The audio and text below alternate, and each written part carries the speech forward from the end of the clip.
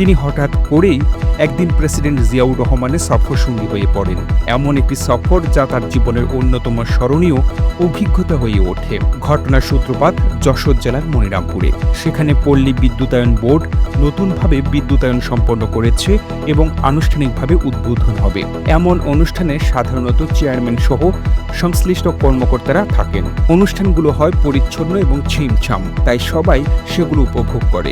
এল.কে. সিদ্দিকীর স্ত্রী সচরাচর এই ধরনের অনুষ্ঠানে যেতেন না, তবে সেদিন তিনি অনিচ্ছা সত্ত্বেও স্বামীর জোড়াজুড়িতে গেলেন। উদ্বোধনী সভা শেষে ঠিক হয় গ্রামে গিয়ে বাতি জ্বালানো হবে, কিন্তু অনুষ্ঠান চলাকালেই ডেপুটি কমিশনার এসে খবর দিলেন স্যার প্রেসিডেন্ট জিয়াউর রহমান হঠাৎ করে সফরে আসছেন। এই খবরে পুরো পরিবেশ বদলে গেল। জানা গেল সেনাবাহিনীর শীতকালীন মহড়া অপারেশন আয়রন শিল্ড চলছে এবং সেটি পরিদর্শন করতেই প্রেসিডেন্ট আসছেন। ফলে বিদ্যুতায়ন অনুষ্ঠানের আনুষ্ঠানিকতা দ্রুত শেষ করে সবাই ক্যান্টনমেন্টের উদ্দেশ্যে রওনা দিলেন।